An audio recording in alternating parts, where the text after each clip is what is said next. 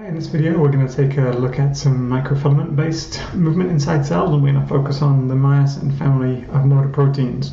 So in terms of those ATP dependent motors, the large superfamily called the myosins interact with and exert force on actin microfilaments, and myosins work on actin microfilaments. There are about 24 known classes of myosins containing about 40 discrete member proteins.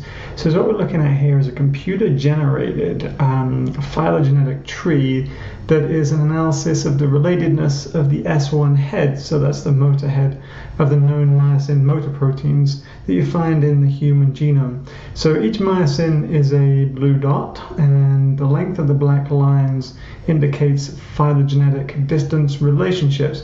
So the myosins connected by short lines are closely related in evolutionary time, whereas those separated by longer lines are more distantly related. Widely distributed between the eukaryotes are the myosins in classes 1, 2, and 5. Other myosins have more specialized functions found in very specialized cell types. You can see here that some of these more unusual myosins can be seen to affect sensation, and loss can cause certain genetic disorders, deafness, blindness, and in some cases seizures. So it's a little bit about the evolutionary relatedness of this large family of proteins. So when we look at the myosin motor proteins, all of them have at least one heavy chain with a globular head group attached to a tail of varying length. So here is the globular head, and you can see that for myosins in class 1, the tail is very, very short, whereas if we look at myosin 2, we've got long tails here attached to these globular heads. So the globular domains bind actin, and they use ATP hydrolysis for energy to move along the actin filament. Now, most myosins move towards the plus end of the actin filament. There is an exception, myosin 6, which is not shown here, moves in the other direction. So the structure of these tail regions, as you can see, varies quite significantly among myosins, and the light chains there tend to play a role in regulation of the ATPase activity of the globular head. And so when we look at the myosins and the functions they perform, they're involved in numerous processes. Some you'll be familiar with, muscle contraction. That's what we're seeing down here, where these bundled myosins work with these thin actin filaments to produce contraction from sliding of the myosins over the actin filaments. They're involved in cell movement, phagocytosis, and endocytosis. Myosin 1 up here involved in endocytosis, and then we've got a number of myosins like myosin 5 here that are involved in vesicle and even in organelle transport along microfilaments. Possibly the best studied and understood myosins are the type 2 myosins. They've got two heavy chains making up the globular heads, and then two and then this hinge region in here and a rod-like tail. There's one essential light chain and one regulatory light chain, each associated with each of the heavy chains. Don't worry too much about the structure. The basic function here is for the myosin heads to pull on these actin filaments, and when those actin filaments are pulled so that they slide over one another, that's basically the contraction you get when muscle contracts. So let's look at the molecular mechanism in a little bit more detail. Here is a thick filament in muscle, and that's a filament of aggregated myosin proteins. And so you can see the coil-coiled rod, the tails, are held together as an aggregate structure, and then the myosin heads kind of hang off to the sides to form what are called cross-bridge structures. So these are the heads, these are the motor protein, these are the parts doing the ATP hydrolysis and doing the motoring, if you like. So let's start up here.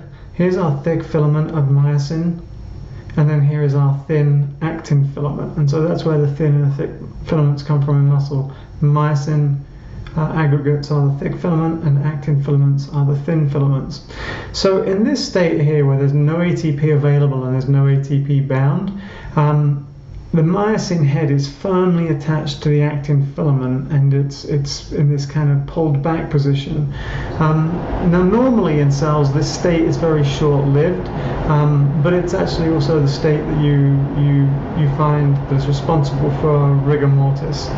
But when there's actin present in the cell, when there's ATP present in the cell, this structure, this arrangement of the head relative to the actin is relatively short-lived. So let's go into point 1 here. When the myosin head binds ATP, it is released from the actin filament. So here's an ATP, it's being bound by this head, and that causes the myosin head to release the actin. So the actin is no longer bound by the head. The shadowed one here shows what happens to the dark blue one when ATP is bound. So that's the first thing that happens, is when ATP binds, the head lets go of the actin. The next thing that happens is that the head hydrolyzes ATP to ADP and inorganic phosphate, and that induces a structural change which cocks the head back. So if you think about it kind of sitting like this to start with in figure 1, where my arm is the coiled rod, and this is the globular head. If you think about it starting like this, when ATP hydrolysis occurs, the head can cock forward like this, and that represents a storage of elastic energy. And so we've now got ADP and inorganic phosphate bound, and so in that state, the head is going to loosely bind to the actin. The actin head the myosin head binds more strongly to an actin subunit, and then when inorganic phosphate is released, we have what is called the power stroke. So right now I've got hold of the actin filament, and when I release phosphate, I'm going to pull the head back. And so the head is basically going from this conformation, bind ATP, hydrolyze ATP to get to this point, and then release the inorganic phosphate and force the head backwards. And that's going to cause the actin filament to slide, as we're looking at it, from right to left. And that is dependent on the release of the inorganic phosphate. Then we're back to the beginning really. You're going to release ADP, you're going to bind ATP back in there, and then we're back up to the state where ATP is bound up here, and then the cycle can repeat to get a greater extent of contraction. So that's the contractive cycle using the myosins and actin, and we'll wrap it up there. And I will see you next time when we're going to actually look to see how muscles contract and how they coordinate all the events that need coordinating, so you get